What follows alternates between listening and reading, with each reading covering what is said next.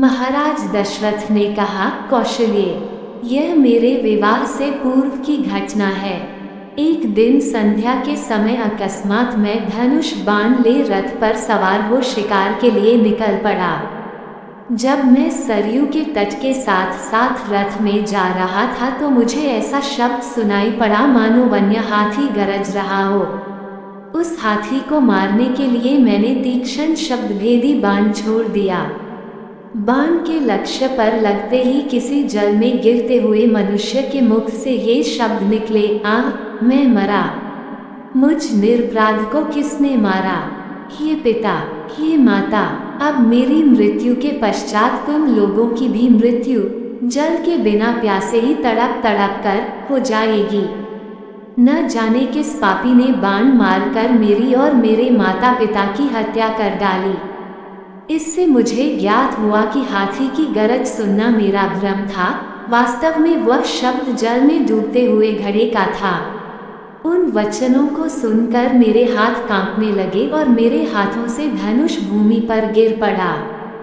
दौड़ता हुआ मैं वहां पर पहुंचा जहां पर वह मनुष्य था। मैंने देखा कि एक वनवासी युवक रक्तरंजित पड़ा है और पास ही एक औंधा घड़ा जल में पड़ा है। मुझे देखकर क्रुद्ध स्वर में वह बोला, राजन, मेरा क्या अपराध था जिसके लिए आपने मेरा वध करके मुझे दंड दिया है? क्या यही मेरा अपराध यही है कि मैं अपने प्यासे वृद्ध माता पिता के लिए जल लेने आया था? यदि आपके हृदय में किंचित मात्र भी दया है तो मेरे प्यासे माता पिता को जल पिला दो जो निकट ही मेरी प्रतीक्षा कर रहे हैं। किंतु पहले इस बाण को मेरे कलेजे से निकालो जिसकी पीड़ा से मैं तड़प रहा हूँ। यद्यपि मैं वनवासी हूँ किंतु फिर भी ब्राह्मण नहीं हूँ। मेरे पिता वैश्य और मेरी माता शूद्र है, इसलिए मेरी मृत्यु से तुम्हें ब्रह्म हत्या का पाप नहीं लगेगा। मेरे द्वारा उसके हृदय से बाण खींचते ही उसने प्राण त्याग दिए। अपने इस कृत्य से मेरा हृदय पश्चाताप से भर उठा।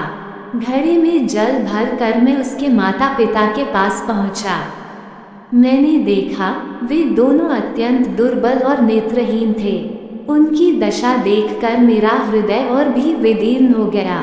मेरी आहट पाते ही वे बोले, बेटा श्रवण, इतनी देर कहाँ लगाई? पहले अपनी माता को पानी पिला दो क्योंकि वह प्यास से अत्यंत व्याकुल हो रही है। श्रवण के पिता के वचनों को सुनकर मैंने डरते डरते कहा, हे मुनि, मैं अयोध्या का राजा दशरथ हूँ। मैंने अंधकार के कारण हाथी के भ्रम में तुम्हारे निरपराध पुत्र की हत्या कर दी है। अज्ञानवश किए गए अपने इस अपराध से मैं अत्यंत व्यथित हूँ। आप मुझे दंड दीजिए। पुत्र की मृत्यु का समाचार सुनकर दोनों विलाप करते हुए कहने लगे, मन तो करता है कि मैं अभिशाप देकर तुम्हें भस्म कर दूं और तुम्हारे सिर के साथ टुकड़े कर दूं, किंतु तुमने स्वयं आकर अपना अपराध स्वीकार किया है, अतः मैं ऐसा नहीं करूँगा। अब तुम हमें हमारे श्रवण के पास ले चलो। श्रवण के पास पहुंचने पर वे उसके मृत शरीर को हाथ से टटोलते हुए हृदय विदारक विलाप करने लगे। अपने पुत्र को उन्होंने जलांजलि दिया और उसके पश्चात वे मुझसे बोले, हे राजन, जिस प्रकार पुत्र वियोग में हमारी मृत्यु हो रही है उसी प्रकार तुम्हारी मृत्यु भी पुत्र वियोग में घोर कष्ट उठाकर होगी। शाप देने के पश्चात उन्होंने अपने पुत्र की चिता बनाई और पुत्र के साथ वे दोनों स्वयं भी चिता में बैठ जलकर भस्म हो गए। कौशल्य, मेरे उस पाप कर्म का दंड आज मुझे प्राप्त हो रहा है।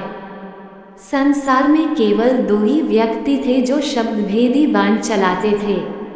एक थे महाराज दशरथ और दूसरे थे महाराज पांडु, और संसार में किसी अन्य के पास यह विद्या नहीं थी और दोनों से ही इस विद्या का दुरुपयोग हुआ था।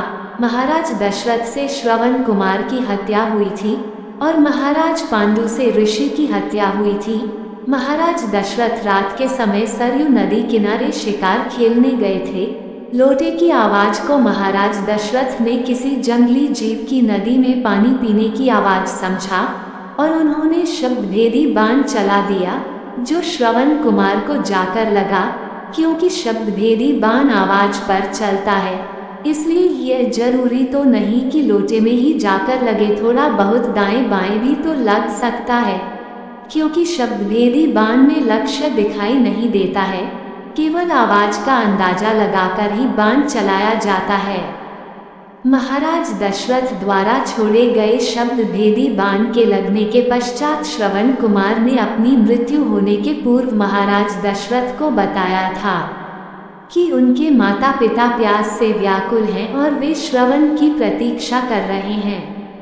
उन्होंने महाराज दशरथ से प्रार्थना की थी कि प्यास से व्याकुल उनके माता पिता वे पानी अवश्य पिला देंगे।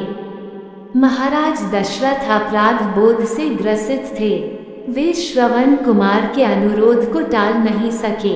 पानी से भरे घड़े को लेकर जैसे ही वे श्रवण कुमार के अंधे माता पिता के पास पहुंचे, उन दोनों ने उनके पदचाप से पहचान लिया कि आगंतुक उनका पुत्र नहीं है। पूछने पर वे सही बात बतलाने से अपने को रोक नहीं सके और पुत्र वियोग में दोनों ने अपनी जान दे दी। लेकिन मरते मरते उन दोनों ने महाराज दशरथ को शाप दे दिया कि पुत्र वियोग में जिस प्रकार उनकी जान जा रही है, उसी प्रकार पुत्र वियोग में ही उनकी भी जान जाएगी। और भगवान राम के वन गमन के वियोग में महाराज दशरथ की जान गई।